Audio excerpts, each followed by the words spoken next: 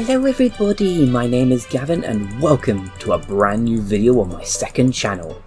I'm currently in my Sketchbook World in Minecraft, and I know I said I wasn't going to take full advantage of the new laptop until after the Mario Party video, but I only said to the main channel.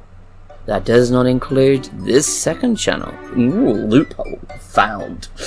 No, I thought I'd take advantage of it here just to kind of get everyone used to it and just to kind of me get used to it and adjust the settings just to make it look good, ready for the main channel. But today I want to show you around my Sketchbook World. There's not a lot at the moment, but I want to start off the Sketchbook World tour with Froggy himself, which is the world spawn. This is where players will spawn when they first load into my world, and when they load into the world they will spawn, let me just go up here, the ladder, they will spawn in here. They've got an enchantment table, furnaces, chests, beds, they've got everything they need to begin their journey into my world. Obviously I haven't finished the enchantment area, the enchantment room area, but everything else is pretty much done and ready. So yeah, I thought this was a really cool way of having a world spawn.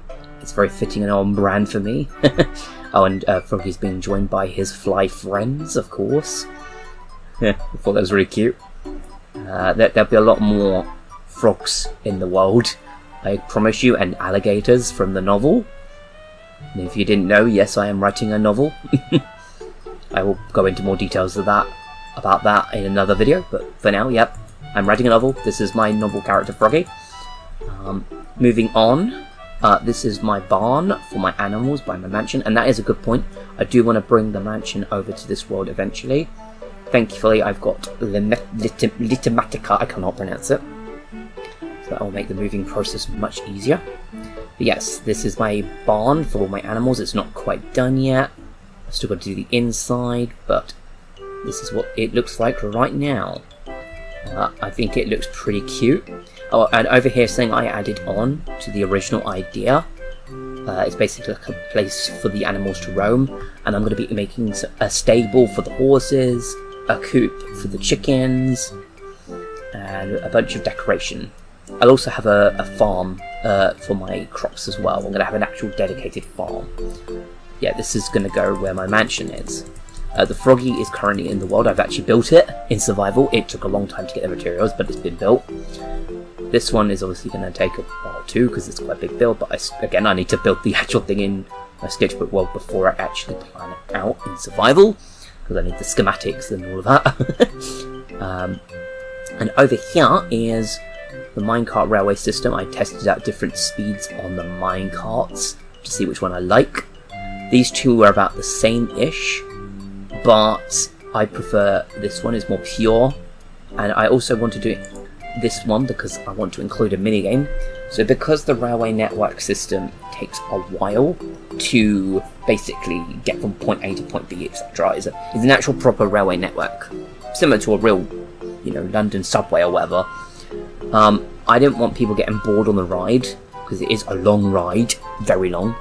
So if people want, they can either enjoy the purity of the ride, just just sit here twiddling their thumbs while they wait, or they can press a lever and it will drop down some walls to reveal a minigame, and you can use a bow and arrow, and you're basically going to be shooting at target blocks.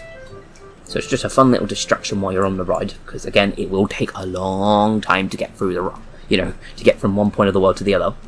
So if you get a bit bored, you can play this minigame, and I may even have the minigame track how many target blocks you've hit. So a little bit of a personal high score to beat. So that minigame will be the last thing after the railway network has been built. The railway network has to come first, obviously, because I need to actually make sure it's functioning and it's got to actually, do its job. I will also be making a short version of the minecart ride. So if you don't want to take the long route and you don't want to play the minigame, there will be a shorter, more direct route. So if you just want to get straight to the area, that's fine. I'm going to be offering different options depending on your mood. But anyway, the tour kind of ends right here at the moment, because Again, there's not much built yet. This is a combination lock for my warehouse, and basically for my warehouse I wanted to build a combination lock because I don't want people getting into my warehouse. There's a lot of valuables in there. So I built this really complex contraption. Probably not that complex in hindsight, but for test purposes I made the password 1234, and I can promise you right now the actual password is not going to be 1234. Imagine having that as your password. Not very secure. So let me just test it. So if I press 1, you can see the pulse goes forward a bit. Then press 2, the pulse goes forward a bit more.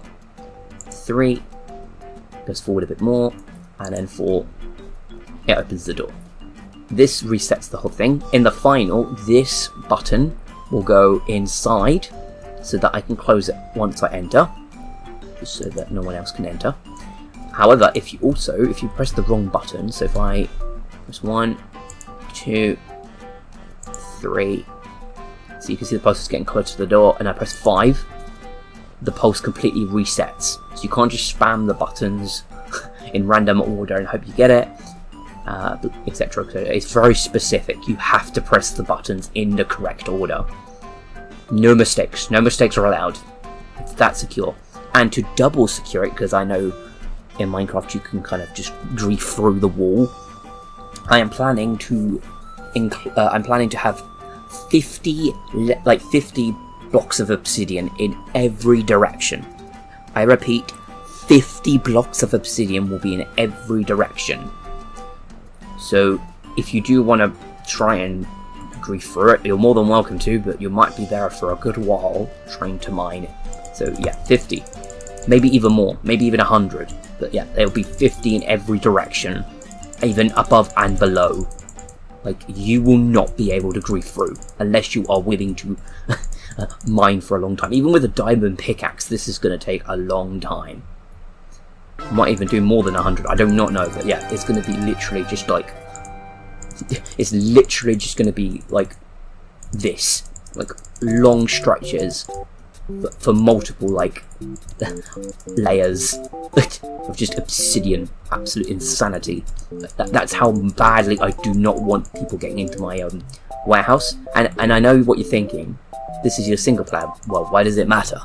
Well, because of some of the builds I'm making, such as I'm planning to make a theme park, I want my friends to come in, and although it's easy to say only invite people you trust, even some of my closest friends can be a little bit unpredictable. So I'm just taking every precaution and measures possible, you know. I'm taking all the precautions needed, because you absolutely just do not know. I still remember one of my experiences from a friend, and they were in a car, and he was playing on the PS Vita, and his friends were joking about deleting his world and blowing it up and stuff. And although I'm sure they were joking, I mean, I don't know if they were joking, they might not have been. I mean, they were young, to be honest. They were very, very young. So, you know, that you know how it is when you're young. You kind of just muck around a bit. But because of past experiences on servers and just in general in Minecraft, I've had very bad experiences.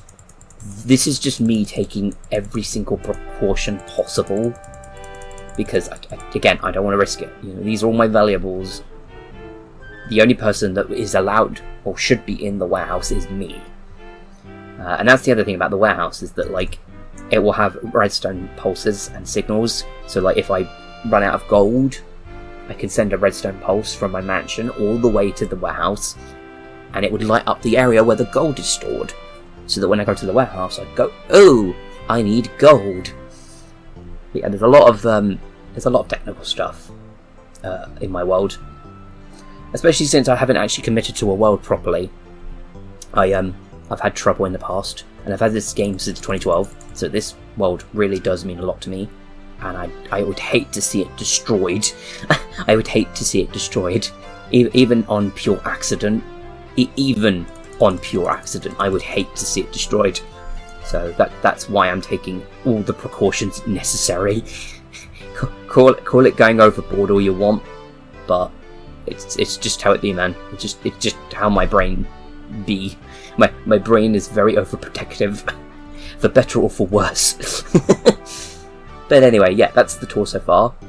I will update you guys when I have more in this Sketchbook World, and I'll obviously update you on my survival world once more of this stuff has been built and all the new stuff that's coming, because this world is going to be quite big.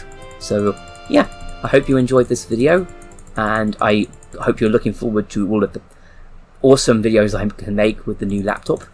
But until then, I will see you all later. Bye.